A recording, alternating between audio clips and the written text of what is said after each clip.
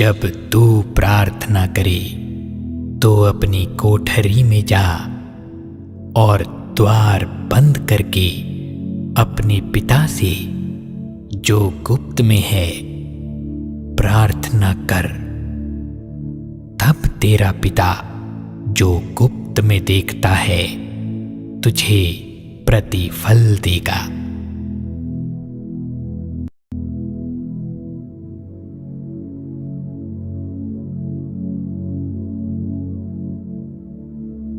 प्रार्थना करते समय अन्य जातियों के समान बक बक ना करो, क्योंकि वे समझते हैं कि उनके बहुत बोलने से उनकी सुनी जाएगी।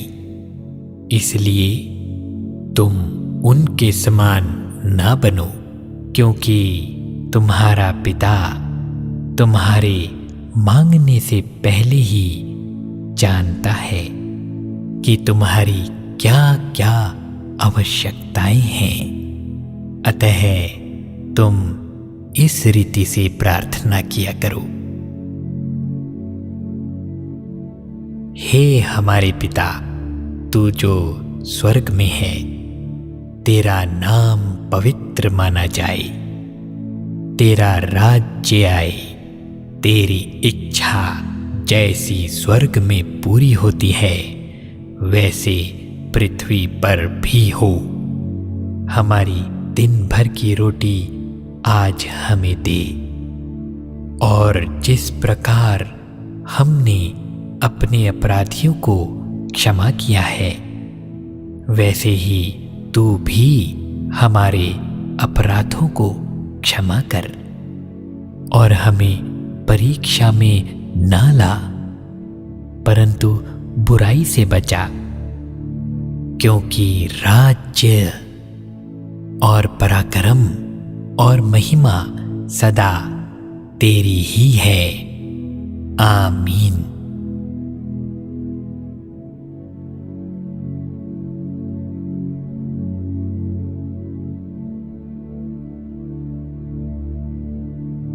व्यभिचार से बचे रहो। जितने अन्य पाप मनुष्य करता है वे देह के बाहर हैं, परंतु व्यभिचार करने वाला अपनी ही देह के विरोध में पाप करता है।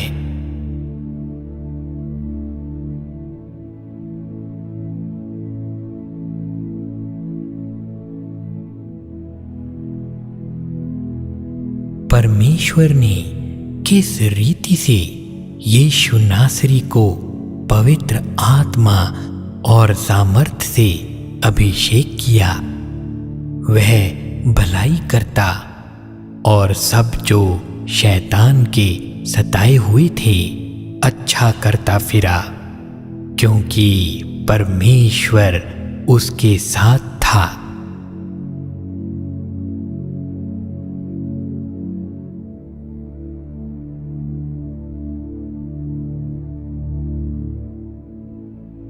वह तो और भी अनुग्रह देता है। इस कारण यह लिखा है, परमेश्वर अभिमानियों का विरोध करता है पर दीनों पर अनुग्रह करता है।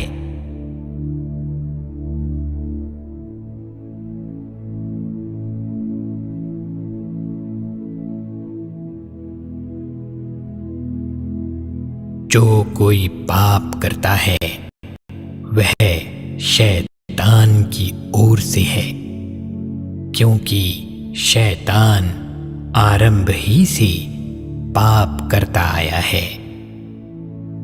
परमेश्वर का पुत्र इसलिए प्रकट हुआ कि शैतान के कामों का नाश करे।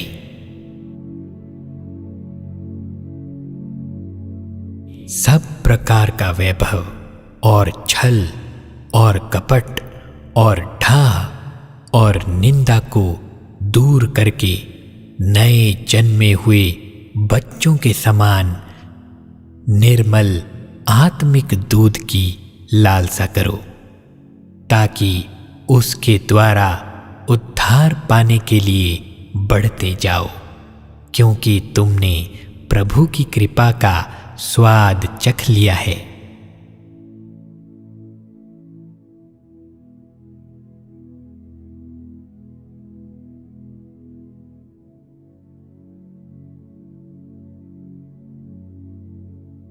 भरमाने वाला शैतान आग और गंधक की उस झील में, जिसमें वह पशु और झूठा भविष्यवक्ता भी होगा, डाल दिया जाएगा, और वे रात दिन युगानुयुग पीड़ा में तड़पते रहेंगे।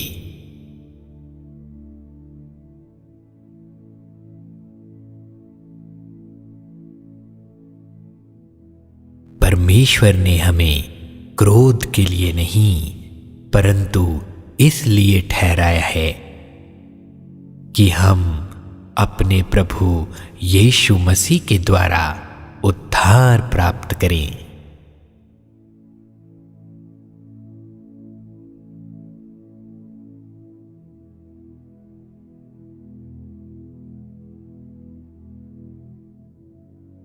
अब हमारे परमेश्वर का उद्धार और सामर्थ और राज्य और उसके मसीह का अधिकार प्रकट हुआ है, क्योंकि हमारे भाइयों पर दोष लगाने वाला, जो रात दिन हमारे परमेश्वर के सामने उन पर दोष लगाया करता था, गिरा दिया गया है।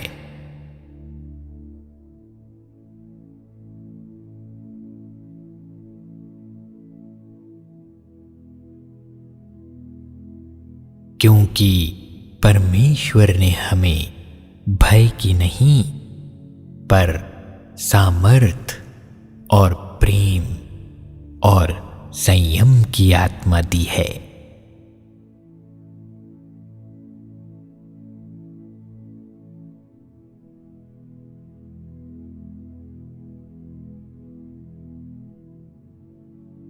हे भाइयों, यदि कोई मनुष्य किसी अपराध में पकड़ा भी जाए, तो तुम जो आत्मिक हो, नम्रता के साथ ऐसे को संभालो और अपनी भी चौकसी रखो कि तुम भी परीक्षा में ना पड़ो।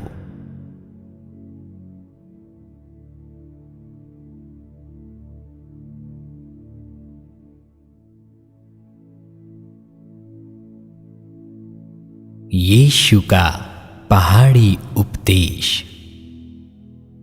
वह इस भीड़ को देखकर पहाड़ पर चढ़ गया, और जब बैठ गया तो उसके चेले उसके पास आए, और वह अपना मुंह खोलकर उन्हें यह उपदेश देने लगा।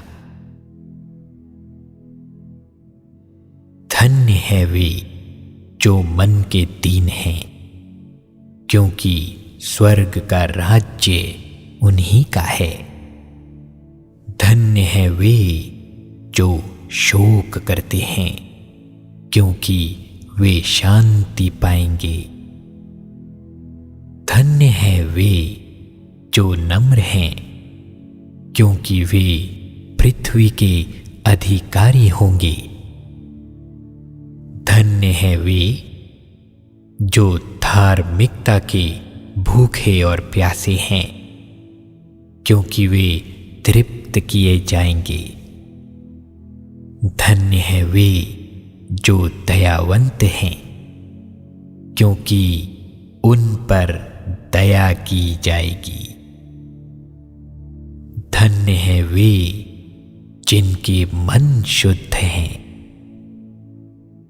क्योंकि वे परमेश्वर को देखेंगे। धन्य है वे जो मेल कराने वाले हैं, क्योंकि वे परमेश्वर के पुत्र कहलाएंगे।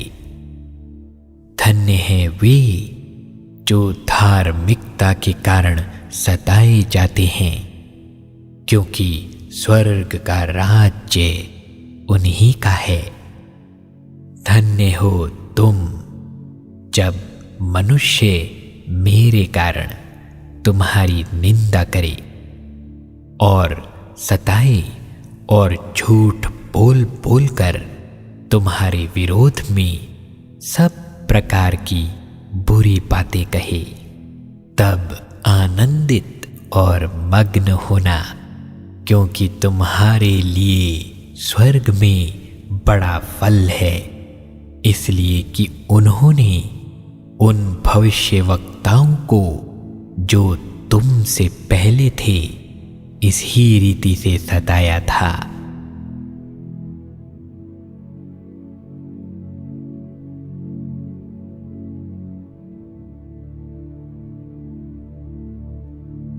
तुम पृथ्वी के नमक हो, परंतु यदि नमक का स्वाद बिगड़ जाए तो वह फिर किसी वस्तु से नमकीन किया जाएगा, फिर वह किसी काम का नहीं, केवल इसके कि बाहर फेंका जाए और मनुष्यों के पैरों तले रौंदा जाए।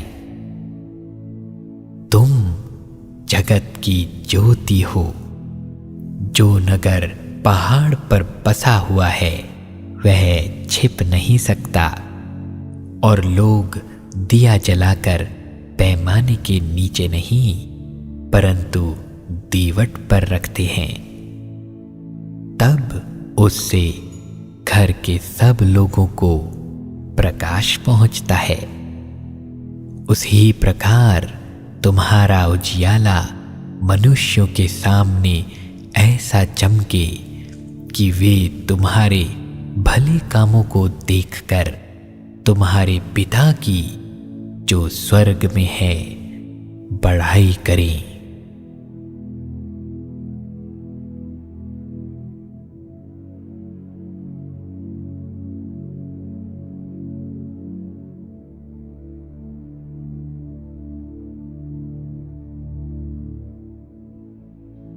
यह ना समझो कि मैं व्यवस्था या भविष्यवक्ताओं की पुस्तकों को लोप करने आया हूं।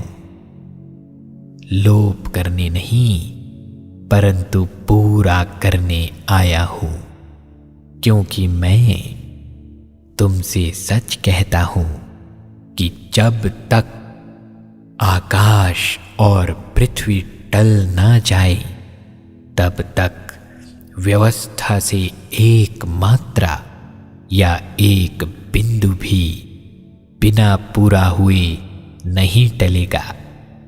इसलिए जो कोई इन छोटी से छोटी आज्ञाओं में से किसी एक को तोड़े और वैसा ही लोगों को सिखाए, वह स्वर्ग के राज्य में सबसे छोटा कहलाएगा। परंतु जो कोई उन आज्ञाओं का पालन करेगा और उन्हें सिखाएगा, वह स्वर्ग के राज्य में महान कहलाएगा। क्योंकि मैं तुमसे कहता हूं कि यदि तुम्हारी धार्मिकता शास्त्रियों और फरीसियों की धार्मिकता से बढ़कर ना हो तो तुम स्वर्ग के राज्य में कभी प्रवेश करने ना पाओगे।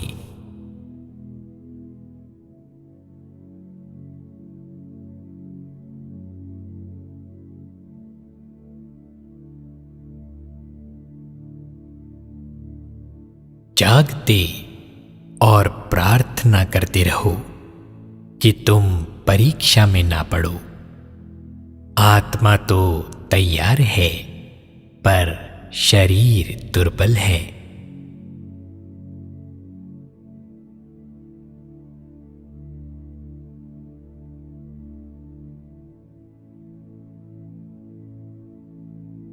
बीज बोने वाले का दृष्टांत।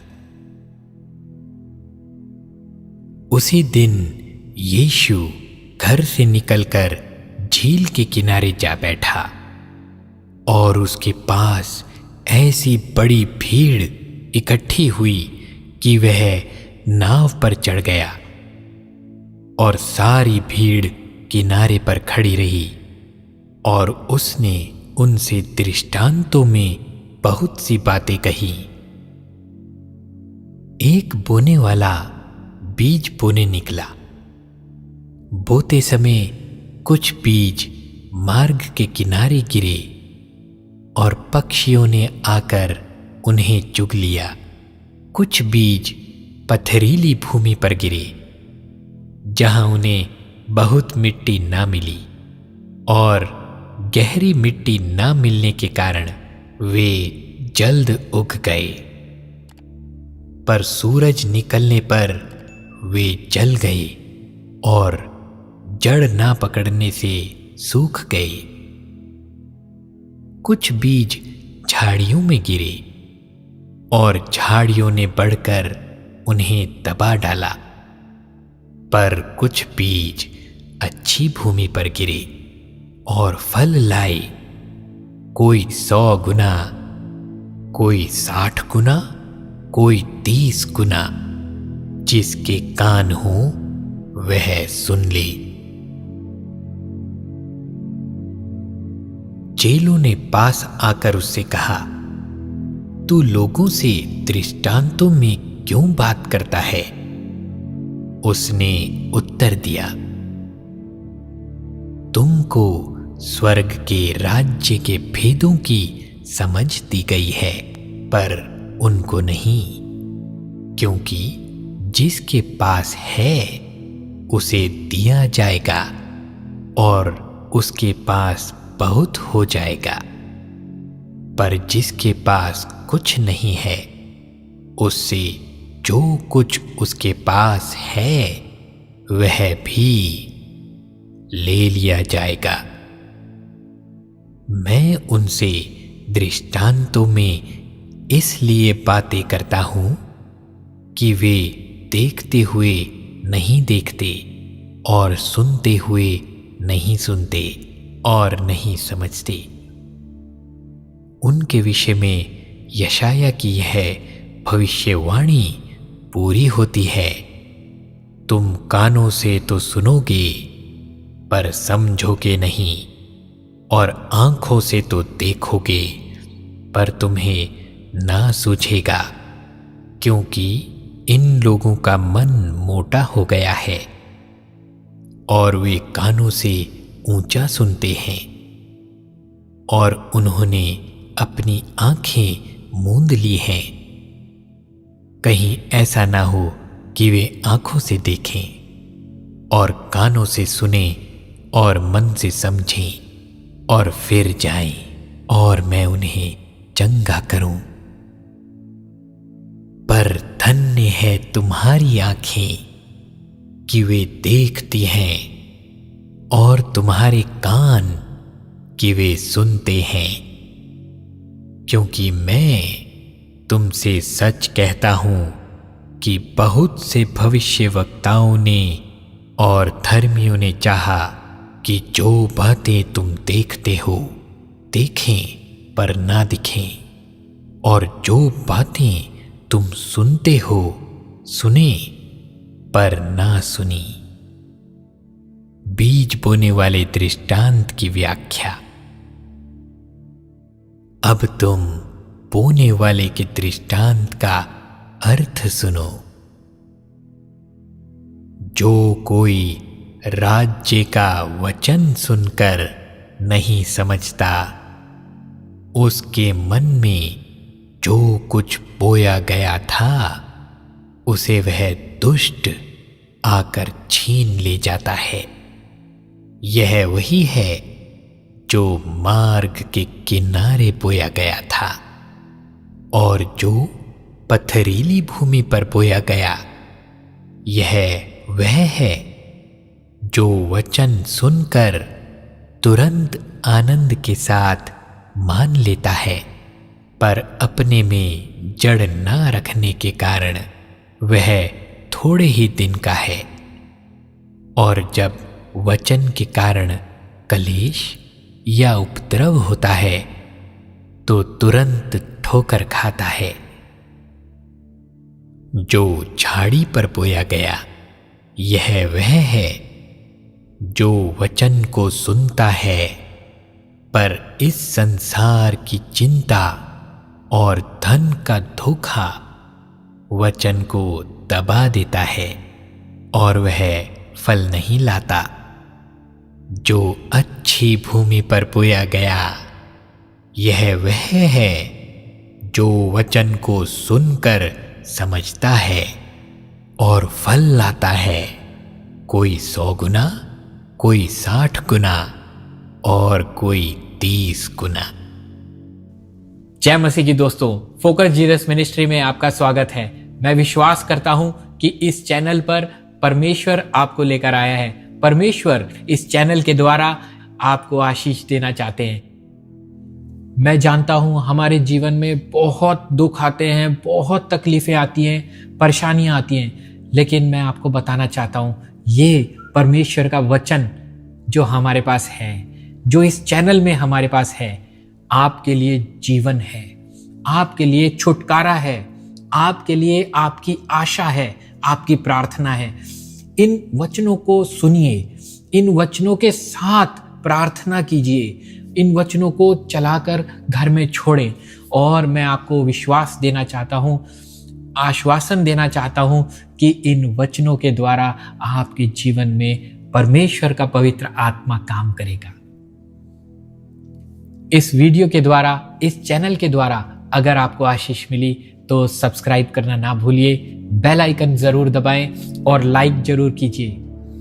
और अगर आप अपने लिए प्रार्थना कराना चाहते हैं तो कमेंट्स में लिखिए, हम कमेंट्स पढ़ते हैं और आपके लिए प्रार्थना करते हैं।